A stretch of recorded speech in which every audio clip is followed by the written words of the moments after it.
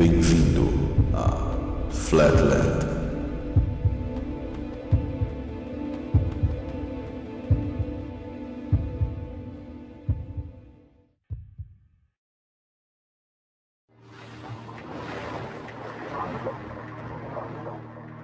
Este material tem como intenção colocar a você, de uma maneira introdutória e objetiva, o porquê estamos inseridos em uma cosmologia bela e perfeita através do refletir metafísico e histórico sobre nosso reino, ou atual lugar que vivemos. A espiritualidade é intrínseca quando nos colocamos a pensar como chegamos aqui a este mundo. Então veremos um ponto em específico, do qual diferencia o modelo plano multidimensional no universo elétrico moldado por um campo toroidal que acreditamos, do modelo atual heliocêntrico, do qual somos tratados como acaso e um pálido ponto azul no infinito. E o porquê buscam esconder a cosmologia real de cada pessoa na era atual, pois sempre se soube antes como era o universo, mas com tal distorção da realidade, entenderemos melhor o que escondem e o conflito real que envolve a cosmologia que estamos inseridos. Veremos então 3 pontos de acesso, ou entradas que envolvem o mundo físico e o metafísico do nosso plano dimensional. O portal das águas, o local do portal e o portal do bem e do mal, e o que adentrou pelo portal.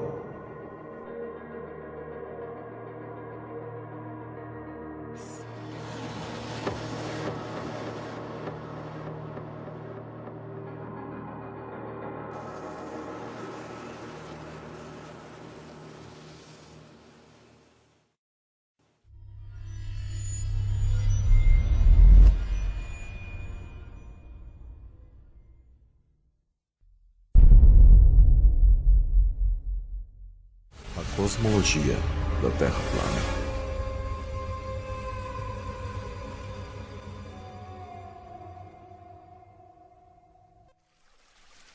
Água, o divisor de mundos.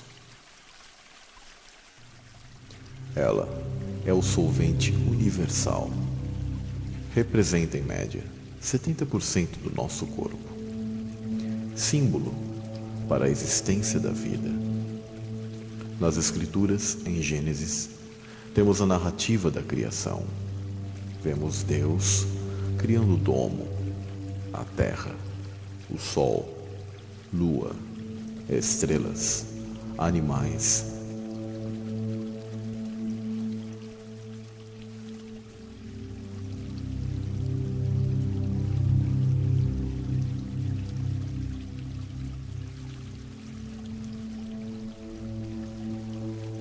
E o homem. Mas e quanto à água? Não é narrado a criação da mesma. No princípio criou Deus o céu e a terra era sem forma e vazia, e havia trevas sobre a face do abismo. E o Espírito de Deus se movia sobre a face das águas. Ela já existia antes da criação do mundo.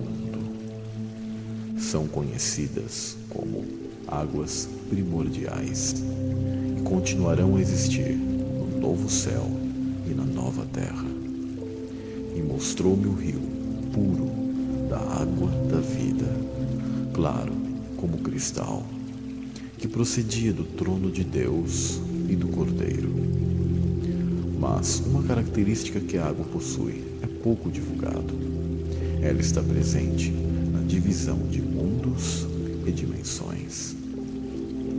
Na verdadeira cosmologia, acima do domo, estão as águas primordiais. Abaixo, na terra, estão as fontes do abismo. Vida intrauterina do mundo exterior. Líquido amniótico. Aliás, o útero é o portal de acesso para o mundo físico.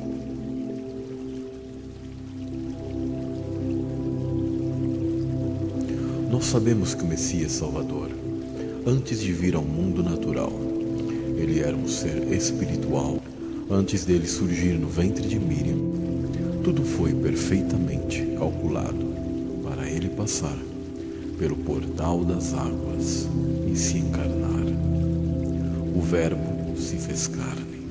No princípio era o Verbo, e o Verbo estava com Deus, e o Verbo era Deus. Nosso Salvador se encarnou através do útero de Maria, de forma divina, virginal. E porei inimizade entre ti e a mulher, e entre a sua semente e a semente da mulher. Esta te ferirá a cabeça, e tu lhe ferirás o calcanhar.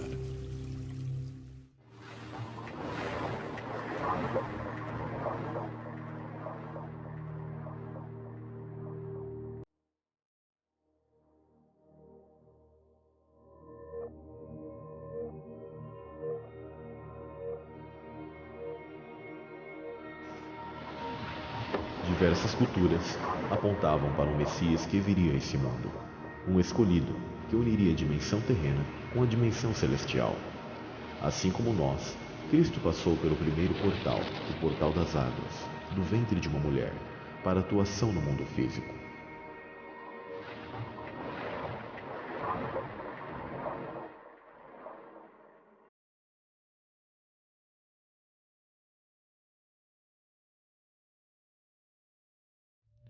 O Jardim do Éden. Havia um lugar especial, o Jardim do Éden. Aqui foi o local de origem da humanidade. Tal conceito existe em diversas culturas, relatando uma origem comum para a humanidade, sempre com um paraíso e uma árvore envolvida. Alguns escritos religiosos da antiga Caldeia mostram que, próximo de Eridu, existia um jardim com uma misteriosa árvore sagrada, uma árvore da vida, plantada por divindades, cujas raízes eram profundas, ao passo que os ramos atingiam o céu, protegido por espíritos guardiães, onde nenhum homem pode entrar. John Elder, no seu livro Prophets, Idols and Diggers, Profetas, Ídolos e Escavadores, comenta: na antiga literatura babilônica, há frequentes referências à árvore da vida, tal como mencionada em Gênesis 2:9. Representações da árvore são frequentes em baixos relevos e selos de alabastro. Seus frutos supostamente conferiam vida eterna aos que comessem deles. Certa impressão em um selo cilíndrico entre as encontradas parece ser gravura da tentação e da árvore da vida. As árvores do mundo são um motivo comum na criação e cosmologias de diversos povos antigos. Elas simbolizam o mundo físico conectando o céu com a água, associada ao submundo. As plantas geralmente servem como imagens de conexões interdimensionais. A imagem da árvore cósmica fornece um símbolo de eixo que une três planos: céu, a copa, ramos, terra, tronco e submundo, raízes. No contexto mesoamericano, maias e astecas, as árvores do mundo representam os 4 pontos cardeais, os quais também servem para representar a natureza quadripartida. O templo maia de Chichén Itzá, no México, é formado por 4 escadarias de 91 andares, totalizando 364 degraus, dias. Essas árvores centrais apresentam frequentemente aves nos seus ramos, e as suas raízes estendem-se na terra ou água, por vezes sobre um monstro d'água, simbolizando o intramundo. A concepção de uma árvore central, que se levanta através de vários mundos, é comum entre os escandinavos e germânicos, podendo esta ser usada como uma escada para ascender nos céus.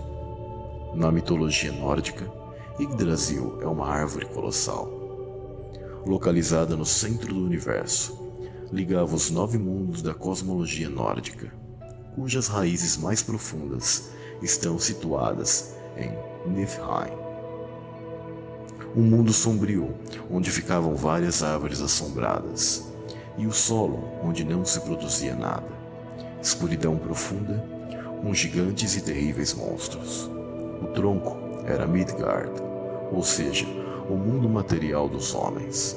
A parte mais alta, que se dizia tocar o sol e a lua, chamava-se Asgard, a cidade dourada, a terra dos deuses. Conta-se que nas frutas de Yggdrasil estão as respostas das grandes perguntas da humanidade. Por esse motivo, ela sempre é guardada por uma centúria de valquírias, denominadas protetoras, e somente os deuses podem visitá-la. Nas lendas nórdicas, dizia-se que as folhas de Yggdrasil podiam trazer pessoas de volta à vida, e apenas um de seus frutos curaria qualquer doença e até mesmo salvaria a pessoa à beira da morte.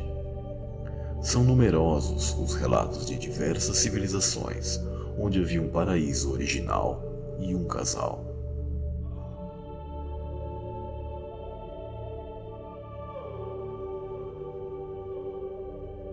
A Bíblia afirma que, no Jardim do Éden, haviam 2 árvores bem ao centro, a árvore da vida e a árvore do conhecimento do bem e do mal.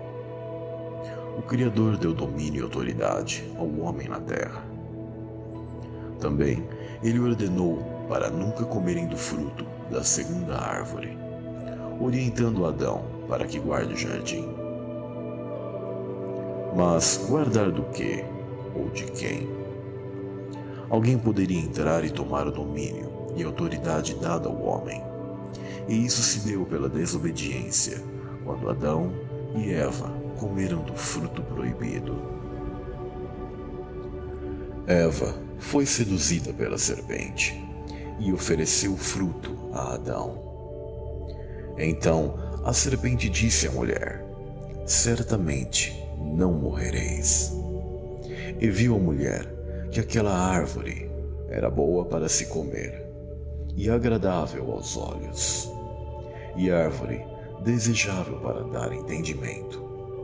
Tomou do seu fruto e comeu, e deu também ao seu marido, e ele comeu com ela.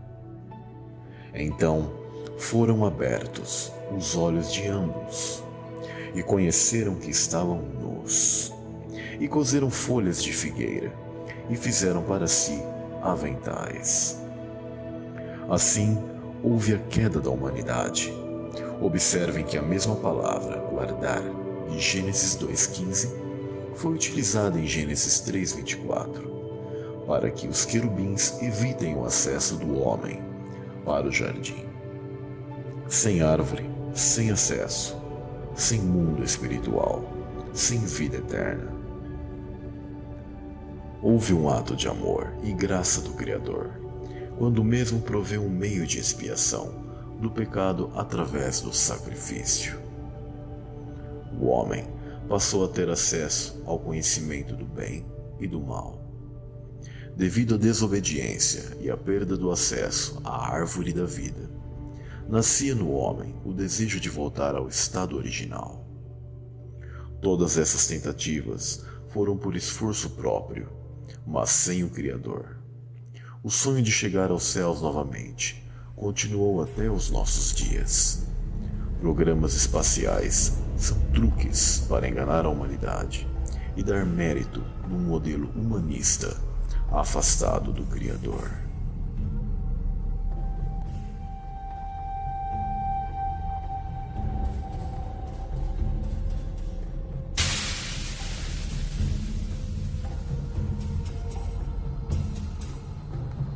Mas, afinal, onde estava o Jardim do Éden?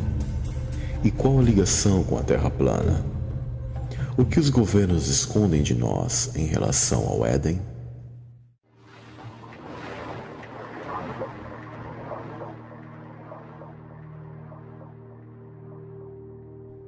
O antigo paraíso tinha seu ponto principal no centro do mundo e o ponto em que o homem foi colocado foi no leste desse grandíssimo jardim. Esse ponto leste hoje está na região do atual Oriente Médio. Árvores sempre foram um símbolo de acesso como portais para outras realidades, e o homem, acessando tal árvore cósmica, adentrou num caminho tanto físico como espiritual, numa eterna ânsia de retornar a casa. Hoje levamos dentro de nós a raiz dessa árvore, que nos permitirá sair dessa realidade através de nossa escolha entre o bem e o mal. Esta mesma árvore interna foi usada como portal quando Cristo veio a esse mundo, pois na escolha entre o bem e o mal, ela é o segredo para atravessar dessa dimensão terrena para a celestial após a morte. E esta mesma escolha foi a que Cristo traçou em sua encarnação.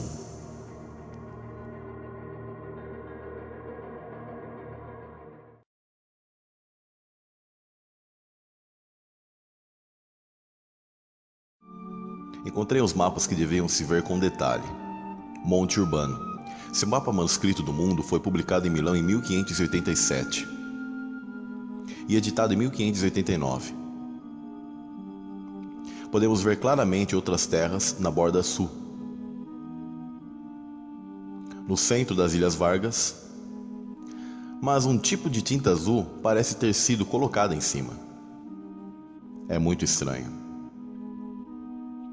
Essa tinta azul é evidentemente perto do Brasil. Seria esse mapa manipulado? Em outras partes do livro, Monte Urbano mostrou terras ao norte. Com rios, montanhas, não há tinta azul estranha aqui. Verdes bosques estão representados nesses pedaços de terra. E desertos amarelos. Montanhas. O que está acontecendo aqui?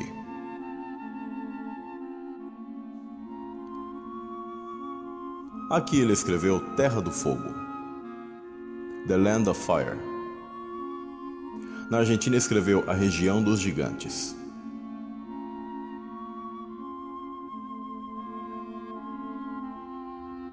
Aqui podemos ver montanhas e terra. Este mapa é de Gennaro Peticaro. Em 1597 também mostra terras ao sul. Também há terra no meio.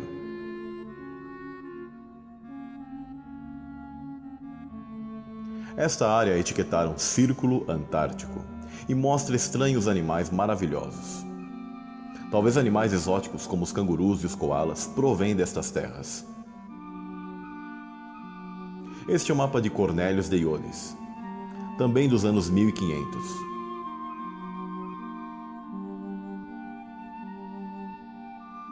Você pode ver as Ilhas Vargas ao norte.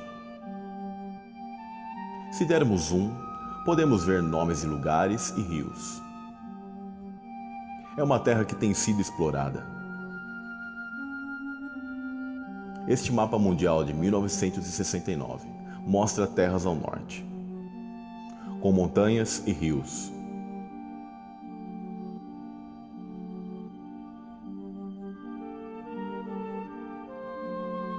No sul, se vê outras terras.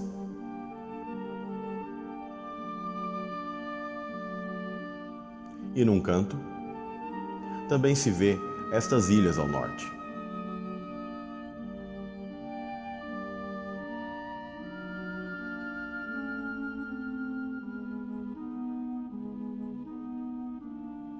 Neste mapa, é mais famoso. Também mostra ilhas ao norte e outras terras. Podemos ver logicamente onde estamos. Provavelmente ainda aqui, ao redor do gelo, debaixo das inundações que ocorreram.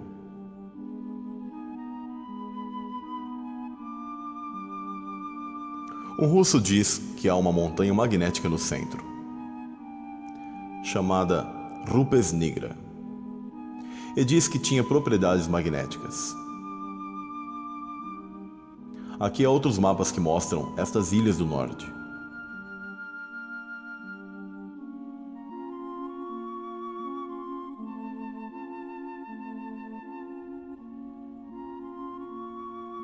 Esta imagem é de um conto russo.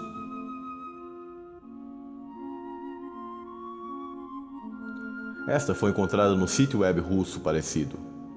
Diz que essas são as imagens dos barcos hiperbóreos, no norte, terras míticas. Estas são imagens da Antártida.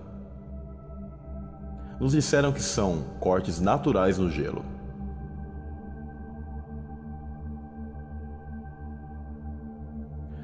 Para mim, parecem feitos pelo homem.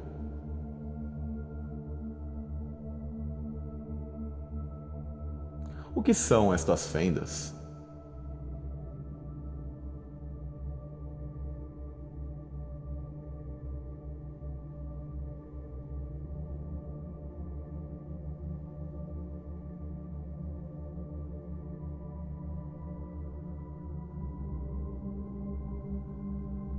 Para mim, não me parecem muito naturais.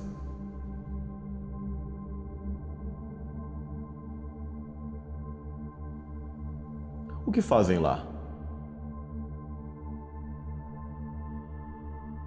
O que estão investigando?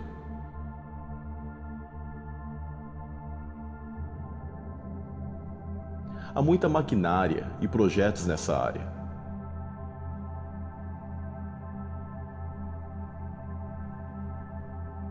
Olha quem tem estado aqui recentemente. Clinton, Príncipe Harry. O que está acontecendo? No Google Earth, se você der zoom, no mesmo ponto no Google Earth, você pode ver essas estranhas linhas.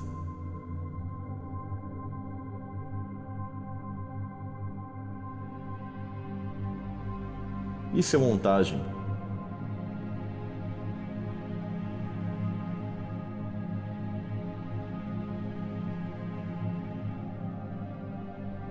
De CGI.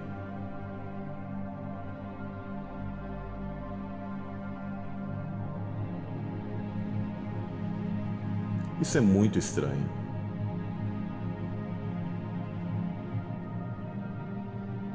Olha isso também. Se você vai ao norte, esta linha perto da Rússia, você pode ver em qualquer lugar de computador. Isso sempre se repete.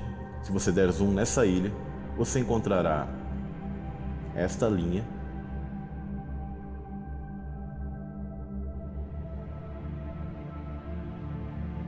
Podemos ver montanhas, gelo, bosques dentro da linha. É como se tivessem arrumado com CGI, por cima e com um pouco de azul. Aqui tem outra linha, que gera duas linhas. Você pode segui-la por várias milhas. E apontam diretamente ao norte. Estou esperando que o computador carregue. Não chega até o Polo Norte, mas se detém um pouco antes. Mas parece que são imagens que alguém não quer que você saiba. O que está acontecendo? Esta é a área nordeste da Rússia, onde essas duas linhas se unem. O que está passando aqui? Isso é estranho. Parece que estiveram pintando sobre a Terra. Parece bobeiras globais, certo?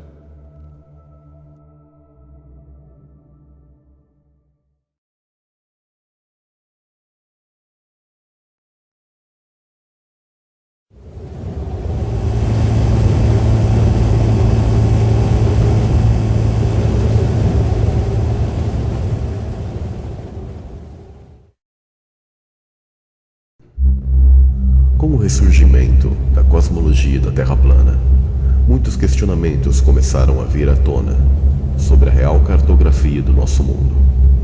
Os mapas de hoje realmente representam a nossa realidade? Estão na proporção correta? Como são realmente os continentes?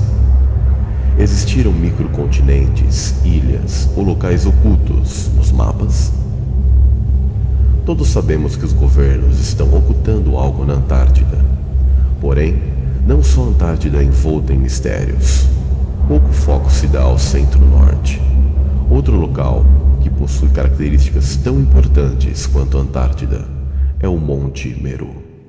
O Monte Meru, o local do Jardim do Éden. Existe a falsa impressão de que qualquer um pode ir ao Polo Norte. Porém, poucos exploradores foram até a presente data. Os oceanos perigosos e as condições climáticas precárias geralmente impedem os exploradores que tentam chegar às regiões polares. Em 6 de abril de 1909, Robert Peary afirmou ser a primeira pessoa na história registrada a chegar ao Polo Norte. Mas veremos que há fortes evidências históricas indicando não ser Peary o primeiro a ter chegado lá. Em tempos remotos, os navegantes europeus acreditavam que as agulhas das bússolas eram atraídas por uma montanha magnética no norte, ou pela estrela Polaris. Os antigos relatos falam de marinheiros e aventureiros que navegaram até o centro-norte da Terra. Alguns diziam que em suas viagens eles encontraram redemoinhos grande o suficiente para naufragar navios inteiros. A montanha magnética atraiu os pregos e rebites dos cascos dos navios. Bússolas nos dão a pista, apontam somente para o norte, que é o centro da Terra plana, mas a mesma nunca é atraída para o sul. Os registros históricos sugerem que a humanidade explorou os extremos do norte desde 325 a.C., penetrando no Círculo Ártico. Tal façanha pode ser atribuída à Grécia Antiga e ao marinheiro Pitéas Massiliensis, que foi um contemporâneo de Aristóteles e Alexandre o Grande. Ele era um geógrafo grego que viveu na colônia de Massália, atual Marsella. Relatos dizem que Pitéas atingiu um mar congelado enquanto tentava encontrar a fonte magnética da Terra e descreveu o que se acredita ser a aurora e o sol da meia-noite. É possível que Pitéas chegou até a Islândia, enquanto ninguém sabe exatamente quão longe Pitéas navegou. Ele pode ter atravessado o Círculo Ártico, chegando no centro-norte. A ideia hoje defendida pela pseudociência é que o magnetismo da Terra é proveniente do núcleo, onde supostamente haveria ferro e níquel derretido. Tal teoria foi proposta inicialmente por Sir William Gilbert em 1600, um membro da corte da Rainha Isabel I da Inglaterra. Foi ele o primeiro a definir o Polo Norte magnético, onde o campo aponta na vertical, no sentido do interior da Terra. Porém, tal definição não se aplica, porque metais aquecidos perdem sua capacidade magnética. Há restrições de acesso ao centro-norte, exercido por Canadá, Estados Unidos através do Alasca, Rússia através da Sibéria, Dinamarca através da Groenlândia e da Noruega por Svalbard. Por ser uma área muito menor comparada à Antártida, não houve necessidade de um tratado internacional, sendo responsabilidade dessas 5 nações citadas acima o controle de acesso. Note que no Google Earth, a região do paralelo 90 graus norte está com distorções e manipulações gráficas, não sendo a representação real do local. O que estão escondendo no centro-norte? Já o Inventio Fortunata, que significa fortuna descoberta, é um livro hoje perdido, provavelmente datado do século XIV d.C., sendo um diário de viagem escrito por um frade franciscano de Oxford, Inglaterra, que viajou pela região do Atlântico Norte no início da década de 1360, fazendo algumas viagens de negócios em nome de Edward III, rei da Inglaterra. Ele descreveu o que encontrou em sua primeira viagem, as ilhas, para além de 80 graus norte, contendo uma descrição do centro-norte como uma montanha magnética chamada de Rupes Nigra, que significa rocha negra, rodeada por um redemoinho gigante, 4 ilhas e 4 rios. Os 4 rios possuíam fortes correntes que atraíam navios para o redemoinho interior. O livro contava que cerca de 4.000 pessoas entraram nos mares interiores e nunca mais voltaram.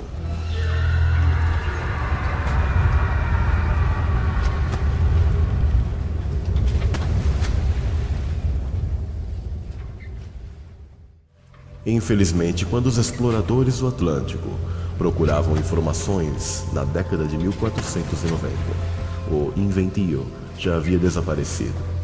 Isso foi intencional para ocultar a verdade e manter a farsa da Terra Globo, justamente no período das grandes navegações. E isso era conhecido através de um resumo em um segundo texto, o Itinerarium, escrito por um viajante chamado Jacobus Kinnoyen. O resumo de Kinnoyen foi a base para a representação da região do Ártico em muitos mapas. Um dos primeiros mapas a representar a Terra como um globo foi o de Martin Behaim, em 1492. A maior parte do que sabemos dos conteúdos da Inventio Fortunata, além do uso em mapas, é encontrada em uma carta do cartógrafo flamengo Gerardus Mercator ao astrônomo e adivinho inglês John Dee, datado de 20 de abril de 1577, agora localizado no Museu Britânico. Antes de avançarmos, precisaremos rever nossos conceitos. Mitologias não são contos de fadas. Claro, podem haver exageros e acréscimos, mas todas narram experiências que foram testemunhadas pelos antigos, em tempos do ápice da tecnologia na Terra. Hoje em dia, nos mostram que os fatos ocorridos no passado são meras lendas, enquanto nos empurram teorias e mais teorias que são apresentadas como verdades absolutas e inquestionáveis. Numa sociedade de valores trocados, a verdade é tida como mitologia e a mentira como ciência. Na cosmologia hindu, jain e budista, o Monte Meru é uma montanha sagrada, que é considerado o centro de todos os universos físicos e espirituais. O nome Meru ou Sumeru vem do sânscrito e significa "que maravilhoso". Provavelmente este lugar nomeou a primeira civilização humana, a Suméria. Muitos famosos templos hindu, jain e budistas, como o Piatat, foram construídos representando esta montanha. Segundo essas religiões, Meru possui a forma de uma ampulheta, toros ou maçã, e está no centro polar de um complexo de mares e montanhas do tipo mandala. Nas tradições hinduístas, há afirmações que Surya, ou seja, o Deus Sol, juntamente com todos os seus planetas, circundam o Monte Meru todos os dias. No heliocentrismo, tal localização seria improvável, mas na verdadeira cosmologia da Terra se mostra possível a existência desse lugar. Para os hindus, a montanha sagrada Meru foi considerada a residência do deus Brahma na antiguidade.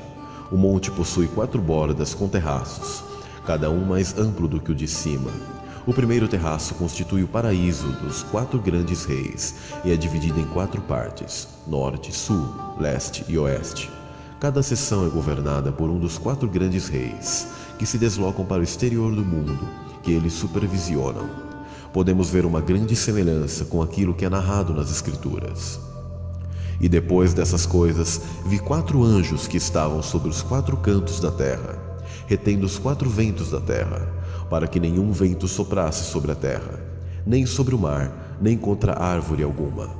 A qual dizia o 6º anjo, que tinha a trombeta: solta os 4 anjos que estão presos junto ao rio Eufrates. Apocalipse 7:1 e 9:14. Esses 4 cantos são 4 ângulos de 90 graus, representando os 4 pontos cardeais. Existe um conceito em diversas civilizações antigas de um eixo cósmico ou pilar mundial, sendo o centro do mundo, com uma árvore que leva até os céus. Tal conceito era um símbolo ubíquo, o ponto de início do mundo onde as 4 direções da bússola se encontram, sendo a conexão entre céu e terra. As escrituras mostram uma árvore central. Eu estava assim olhando e vi uma árvore no meio da terra, cuja altura era grande. Crescia esta árvore e se fazia forte, de maneira que sua altura chegava até o céu. Daniel 4, 10, 11. Ao centro do Éden estava a árvore do conhecimento do bem e do mal, e a árvore da vida, Gênesis 2, 9. O Oriente Médio nunca foi o local do Jardim do Éden. A história reescrita nos ocultou que o verdadeiro local do Éden é o centro-norte. A mitologia nórdica relata o reino de Midgard, que é o nome do reino dos humanos. Midgard em dinamarquês e Midgården em inglês significam jardim central ou terra-média. O mundo de Midgard localiza-se no meio de Yggdrasil, a árvore central do meio do jardim, cercado por um mundo de água ou oceano, cuja passagem é intransponível. O oceano é habitado pela enorme serpente marinha Jormungand, que circula todo o mar, formando um anel que impede a passagem de qualquer ser ao agarrar sua própria cauda. Esse é o símbolo de Ouroboros.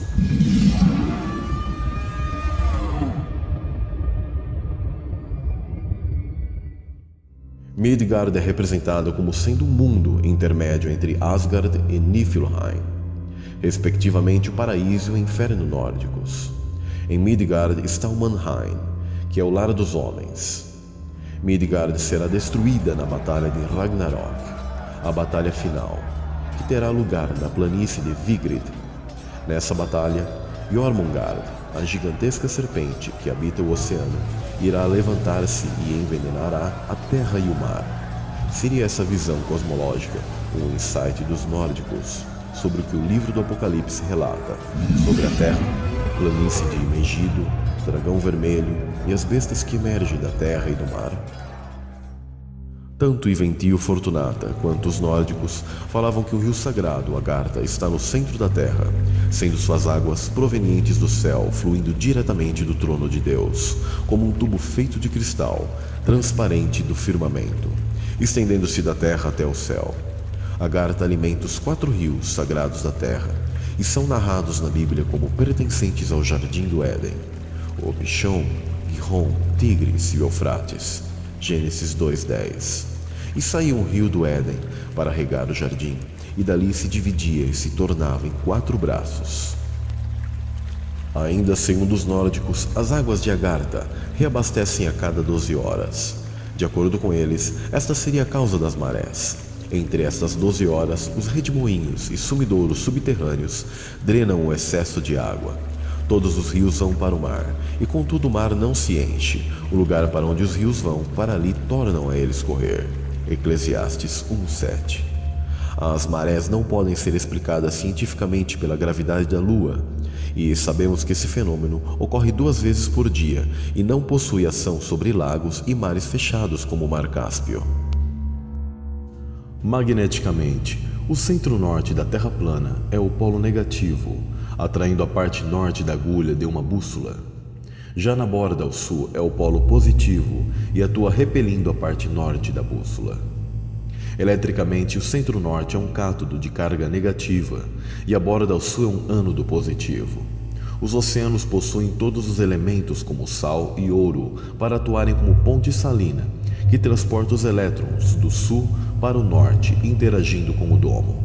No sul ou borda, há uma grande concentração de enxofre, nitrogênio e outros óxidos. No norte, há muito zinco, ferro e manganês. Todos esses elementos fazem parte de uma pilha ou bateria. O Sol seria um ânodo positivo e a Lua o cátodo negativo. Logo, se percebe que a Terra produz eletricidade suficiente para compor todo o sistema do nosso universo elétrico. Uma curiosidade. Note que em inglês nomes de alguns locais e países remetem ao local do Éden ao centro-norte. Suécia, por exemplo, é Sweden, que ficou a junção de SW, que é a sigla para sudoeste, e o final Éden.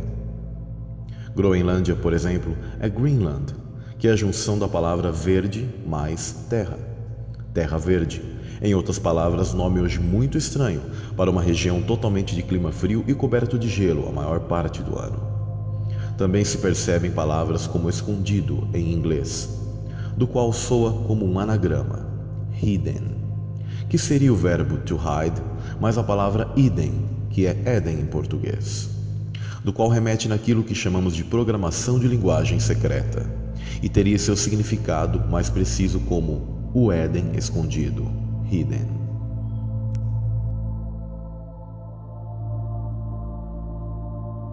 Poderia o Meru também ser a causa dos reinos solares que vemos?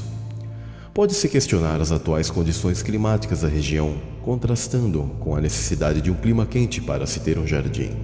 A resposta é: houveram intensas mudanças climáticas. No passado, esta região estava coberta de uma exuberante floresta. A pseudociência chama esse período de Carbonífero, e claro, usando a escala falaciosa dos milhões de anos. Já é sabido que a presença do carvão fóssil e grafite em latitudes muito ao norte foram formadas de restos de plantas acumuladas em pântanos, que foram soterradas e decompuseram, fazendo surgir as camadas de turfa.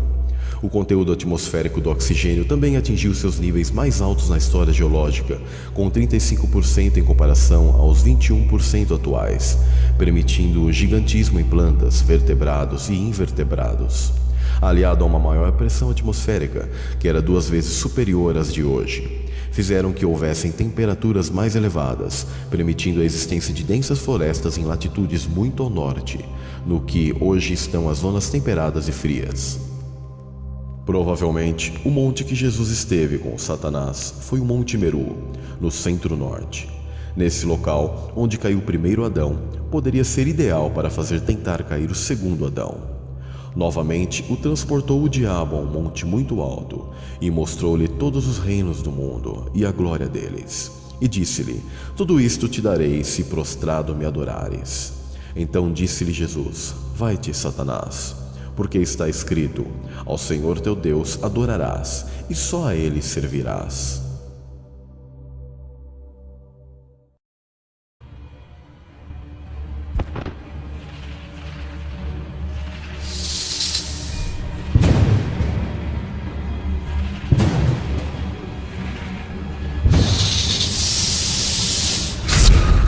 Após terem pecado, havendo comido do fruto da árvore do conhecimento do bem e do mal, Adão e Eva perderam o acesso, o caminho da árvore da vida de Gênesis 3:24, às outras dimensões, ficando presos apenas à matéria. E neste mundo, agora a matéria é a nossa realidade. Ora, ninguém é lançado fora de um ambiente, sem haver separação.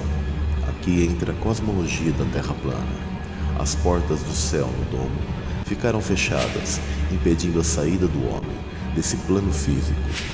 Em Gênesis 3:14, Deus amaldiçoa a serpente e revela que haveriam 2 sementes a partir de então, a descendência do maligno e a descendência dos homens, havendo inimizade entre as mesmas. Vemos que individualmente Adão e Eva receberam consequências diferenciadas por seus atos. Note que a Terra produziria espécies que não fazem parte da criação original, os tais chamados de cardos e espinhos. Adão teria que defender o seu ambiente de tais pragas. Para a mulher, Deus diz que o seu desejo seria para o marido, e a mesma passaria a sentir o aumento das dores do parto. Perceba que algo provavelmente mudou na sua estrutura física. Mas o que foi realmente esse fruto do conhecimento do bem e do mal? O que realmente era esse ser chamado de serpente? Vamos traçar um paralelo com diversas culturas antigas e sua interação com esses seres serpentes e suas representações. A semente da serpente. Em Sinar, que é a Suméria, na Mesopotâmia, foram encontradas estátuas de deuses serpentes com 6 dedos, com características de lagarto, segurando um bebê em seus braços. Quetzalcóatl, a serpente emplumada, era a principal divindade asteca. Já os hindus cultuavam os nagas, entidades meio homens, meio cobras. Os egípcios, a Sobek, que possuía a cabeça de crocodilo. Os fenícios, a Agatudemon. Os sumérios adoravam a Enki, que era mais um deus reptiliano, e os gregos a Asclépio. Note que as culturas orientais estão permeadas de seres com características de serpente, com festivais pagãos e histórias de dragões. Na proa dos barcos nórdicos havia a cabeça de um dragão, e claro, a serpente mais famosa é a do Éden. A palavra do hebraico para serpente, utilizada no texto, foi nahash, que significa sussurro, sedução. É uma palavra sinônima também para serafim, também para serpentes. Estes serafins e querubins são as mais altas patentes angelicais, pois estão muito próximo do trono do Criador. Seraf significa os que ardem, brilhantes como fogo, campo de luz. Alguns desses se rebelaram e um ser astuto e sedutor, que andava em pedras afogueadas, esteve no Éden, possuindo exatamente essas características. Esse Nahash foi expulso do primeiro céu com outros seres angelicais. Agora, tire da mente aquela imagem onde Satanás era uma cobra enrolada numa árvore. A Bíblia, em Isaías 6, fala sobre serafins e nos dá um retrato desses seres com 6 asas, adorando ao Eterno e manipulando energia, o que foi retratado pelo profeta como brasas ardentes. Com os conhecimentos sobre tais seres, vemos que um deles possui um título e habilidades de serpente. Agora, analisemos a árvore e seu fruto. Um fruto qualquer que é comido não contamina o homem. O próprio Cristo disse em Mateus 15:11: o que contamina não é aquilo que entra na boca, mas aquilo que sai da boca do homem. O fruto daquela árvore foi algo muito diferente de um fruto de hoje. Em Ezequiel 28:13, é dito que o rei de Tiro esteve no Éden. Sabemos que essa passagem faz alusão também a Satanás. Em Mateus 3, do 7 ao 8, João Batista classificou a elite religiosa de raça de víboras. Exortou que os mesmos produzissem frutos de arrependimento, que não se defendessem como se fossem filhos de Abraão, e ainda falou sobre o machado, que já está posto sobre a raiz das árvores. Satanás é retratado como a árvore do conhecimento do bem e do mal, e produziu um fruto, que é a obra má, não uma maçã ou fruto literal. Aliás, a maçonaria utiliza muito a simbologia da maçã, inclusive para retratar Isaac Newton, descobrindo a suposta gravidade. Mateus 12:33, Cristo diz que pelos frutos conhecereis a árvore, pois cada árvore produz segundo a sua espécie. Se comermos uma maçã, abacaxi, laranja ou qualquer outra fruta, nenhum conhecimento se aumenta do bem ou do mal, e não passaremos a enxergar outras coisas. Agora o primeiro casal tomou e os fez sair da inocência, pois esse fruto os mostrou que eles estavam nus. Jesus disse aos fariseus, que governavam o povo naquela época, em João 8:44, vós tendes por pai ao diabo, e quereis satisfazer os desejos de vosso pai. Ele foi homicida desde o princípio, e não se firmou na verdade, porque não há verdade nele. Quando ele profere mentira, fala do que lhe é próprio, porque é mentiroso e pai da mentira.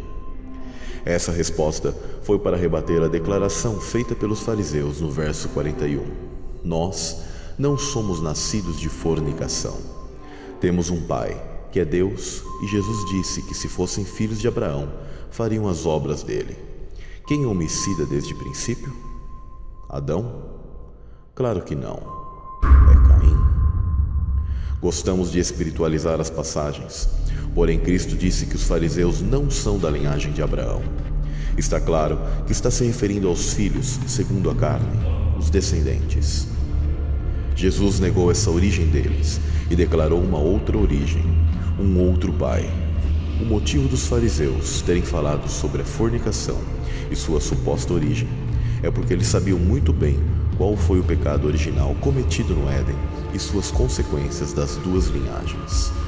Mas o que é fornicação? É a relação sexual antes de um casamento, antes de uma união oficial diante de Deus. 1 João 3,12 afirma que Caim era do maligno. E Caim chegou a este mundo nascido de fornicação. Não foi o sexo o pecado original, pois o matrimônio foi instituído pelo Criador, mas foi o adultério de Eva ao deixar-se ser seduzida pela serpente, misturando-se com outro ser. Satanás usurpou a matriz de Eva, segundo um propósito. Isso foi o pecado da mistura, da imoralidade. A infidelidade de Eva é narrada em contos fractais para crianças, onde um dragão sequestra a princesa e o príncipe a resgata. Sabemos que o príncipe que nos resgatou é Cristo. O jogo mais vendido da história, Mario Bros, Culpa Copa é o dragão vilão, que sequestra a princesa liberando o caos. Filmes como A Bela e a Fera também retratam esse fato. Os gregos contam sobre o jarro de Pandora, onde a mulher abriu o jarro e deixou escapar para esse mundo todos os males. Em Apocalipse 12, vemos um embate entre essas duas linhagens. Repare que Caim não aparece na genealogia de Adão no Gênesis, mas pula para Sete, o filho que nasceu depois de Abel. Caim era o descendente da serpente e desde o princípio tinha sua genética alterada. Caim e Abel eram gêmeos, mas de pais diferentes. E sim, isto é possível. Há relatos na medicina e é relativamente comum em animais. Mas acontecer em humanos é muito mais raro, mas não impossível. Tais casos são chamados de superfecundação heteropaternal, onde dois óvulos amadurecem e descem no mesmo ciclo menstrual, havendo relação com dois homens no mesmo período fértil. Os irmãos vieram no mesmo ventre, mas sendo sementes diferentes e inimigas, a semente boa e a semente má no mesmo campo. Entretanto, Deus fez uma promessa de restauração para a boa semente em Gênesis 3,15. E porém, inimizade entre ti e a mulher, e entre a tua semente e a sua semente. Esta te ferirá a cabeça, e tu lhe ferirás o calcanhar. Está clara a distinção entre duas linhagens, a da mulher e a da serpente. Quem semeou a má semente? Satanás. Isso é narrado em Mateus 13, o trigo e o joio. O campo é bom, e há duas sementes. Na colheita final, haverá destinos diferentes. A boa semente será recolhida para o celeiro do Senhor, mas a má semente será queimada como palha. O termo semente em Gênesis 3,15 no hebraico é será, que significa linhagem, linhas de sangue, geração, sêmen, filho, posteridade.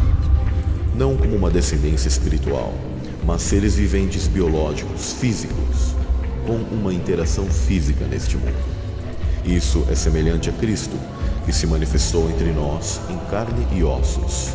Então essa semente é a reprodução, algo que é passado através dos tempos por gerações.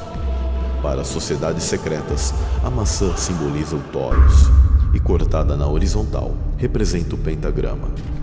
Cortada na vertical representa a genitália feminina. Disso se explica o porquê é utilizada a maçã como símbolo para o fruto do pecado. Por tal motivo, maçons usam os aventais e se autodenominam os filhos da viúva. Caim, casando-se com uma de suas irmãs, deu sequência à linhagem maligna. E Sete continuou a linhagem humana. As linhagens reais dos egípcios eram da dinastia dos deuses. Os antigos imperadores chineses declaravam que possuíam o sangue dos dragões, e as elites de hoje têm sua origem na linhagem de Caim. São os de sangue azul, o sangue real, de sangue nobre, o sangue dos deuses. Dentro da maçonaria, é chamado de o Santo Graal.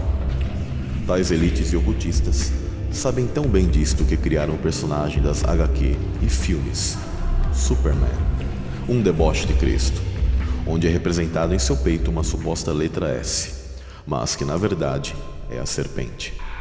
Tal semente má são os cardos e espinhos que crescem na terra. São os que fazem guerra contra a semente da mulher, como em Apocalipse 12, ou seja, contra aqueles que guardam os mandamentos de Cristo. Produza frutos de arrependimento, pois o tempo da colheita está chegando. Podemos observar ligação da semente da serpente nas dinastias egípcias, através de sua mitologia e de seus trajes reais. Eram representados no Nemes, que é o capuz faraônico, na testa do faraó, com a incumbência de incutir terror nos inimigos do Estado. Edju, ou Wadjid, a deusa serpente, achavam-se correlacionadas indicando o Wadjid, que simbolizava a descendência divina. Ureu é o adorno usado em forma de serpente, ostentado nas coroas dos deuses e de faraós do Antigo Egito, como um símbolo de soberania, de realeza, divindade e autoridade divina. Também adornava templos para protegê-los. A ostentação da Ureu era um símbolo da invencibilidade do faraó e de sua imortalidade, sempre relacionada à sua linhagem divina, do qual procede da mesma serpente do Éden. Podemos ver a presença da serpente no bastão de Esculápio.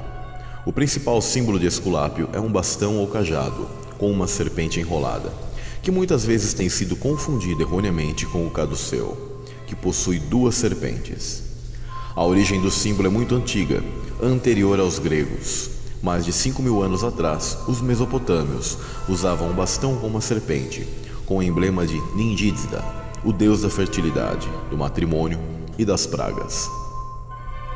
Nindidzida, na mitologia mesopotâmica, era uma deidade do submundo, patrona da medicina e associada à natureza e à fertilidade. Seu nome significa o Senhor da Boa Árvore.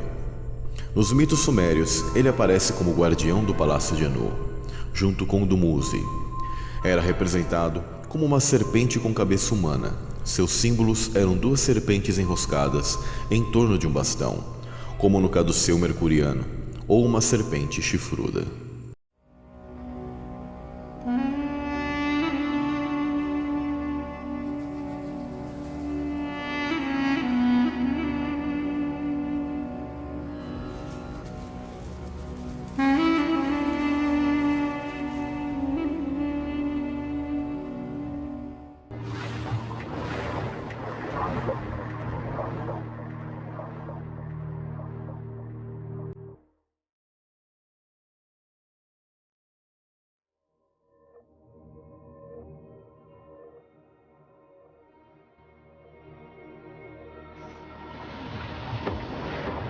O acesso do Axis Mundi, ou Eixo do Mundo, no centro-norte, é fechado para a semente maligna.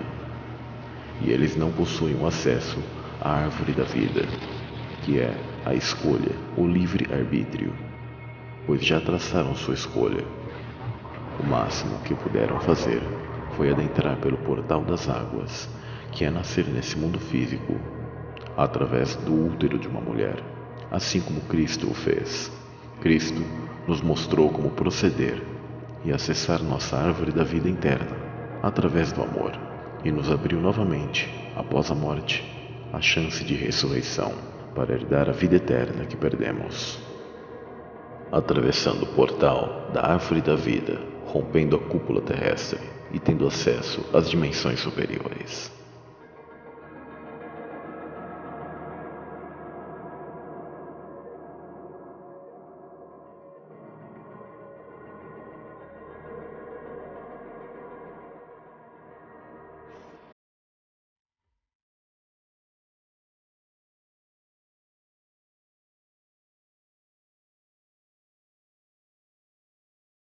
Agora, você já sabe o que escondem e quem adentrou este mundo, e quais os acessos principais de nosso plano dimensional. Estamos numa guerra de linhagens, que querem esse mundo físico como seu reino. E nós, da linhagem da mulher, desejamos voltar para a nossa terra celestial e herdar o mundo vindouro como verdadeira raça eleita.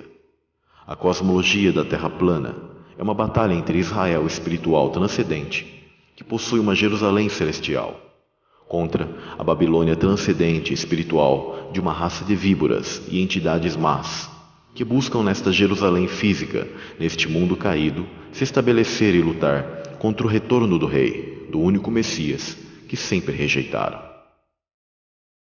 Este é o mundo e a guerra das sementes.